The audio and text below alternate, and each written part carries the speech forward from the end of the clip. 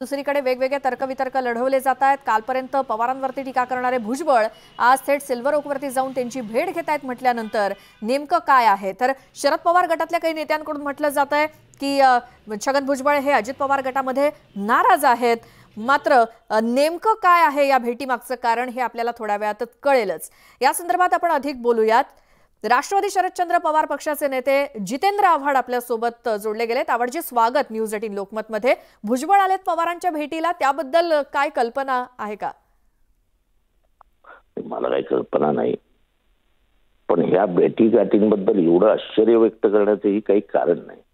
महाराष्ट्राची ही राजकीय परंपरा आहे की टीका सहन करायची, ती मोठी मनाने स्वीकारायची आणि त्याच्यानंतर जर उद्या भेट झाली तर काय अगदी रागून हे तू काल बोलला रे माझ्याबद्दल असं कधी होत नाही हो। हीच तर महाराष्ट्राची उच्च संस्कृती आहे, आपण तीच विसरलो आहोत। आणि कदाचित काल अस्वस्थ झाले असतील त्या रिकाम्या खुर्च्या बघून, त्याच्यामुळे आणि काय शरद पवार त्यांचे काय वैयक्तिक शत्रू नाहीत ना। बरोबर। शरद पवारांची वैयक्तिक उंची इतकी मोठी आहे की ते काल काय बोलले म्हणून भुजबळांना मी आज बोलणार भेटणार नाही असं कधी होणार नाही। भुजबळ जर कुठली अडचण घेऊन गेले असतील, कुठल्या समस्या घेऊन गेल्या असतील तर त्याच्यावर तोडगा कसा करायचा याच्यावर दोघांची चर्चाही होत असेल। मात्र एकीकडे म्हटलं जातंय की अजित पवार गटात छगन भुजबळ नाराज आहे, दुसरीकडे काही ओबीसीचे प्रश्न मला ते नाराज आहेत की नाही नाराज आहेत हे मला काही माहित नाही। माझं काही तेवढं म्हणजे ते कधी माझे जे ते काय बोललेले नाही तर मला काही त्याच्यात इंटरेस्टही नाही। फक्त मला एवढंच सांगायचं परत एकदा महाराष्ट्राला की आम्हाला कधीही विश्वासात घेतलं नाही। 2 वर्ष यांची काय चर्चा चालू आहे ओबीसी समाजाची, मराठी समाजाची, त्यांनी आमच्याशी कधी त्याच्याबद्दल म्हणजे वाटूनही म्हणजे विचार वाटले जातात, विचार आदान प्रदान होते, ते कधीही केलं नाही। आणि शेवटच्या मीटिंगला सांगितलं चला आमच्या बरोबर। आता कशाला घेता, आता तुम्ही निर्णय घ्यायला समर्थ आहात ना, तुम्ही निर्णय घेऊन टाका, आम्ही तुमच्या बरोबर आहोत।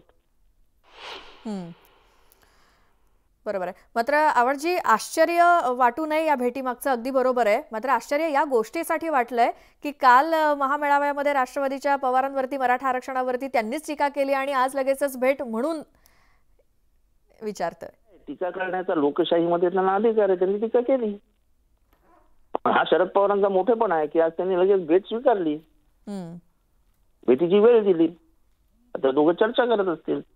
हा हेच तर शरद पवार आहे, म्हणून तो महाराष्ट्राचा एकमेव नेता आहे जो महाराष्ट्रात 50 वर्ष केंद्रबिंदू आहे महाराष्ट्राच्या राजकारणाचा।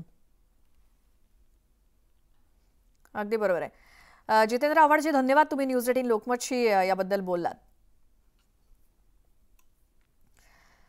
तर छगन भुजबळ आणि शरद पवार यांच्या भेटीमागे इतकं आश्चर्य वाटण्यासारखं काय आहे अशी प्रतिक्रिया जितेंद्र आव्हाड यांनी दिली। आणि त्या काल जरी टीका केलेली असली भुजबळांनी तरी देखील हा शरद पवारांच्या मनाचा मोठेपणा आहे आणि त्यांनी भेट स्वीकारली अशी प्रतिक्रिया आव्हाडांची। मात्र आणखी वेगवेगळ्या पक्षाच्या नेत्यांकडून वेगवेगळ्या प्रतिक्रिया देखील येतात। मात्र नेमकं कारण काय भुजबळ आणि पवार भेटीचं हे आपल्याला थोड्या वेळात कळेलच। आणि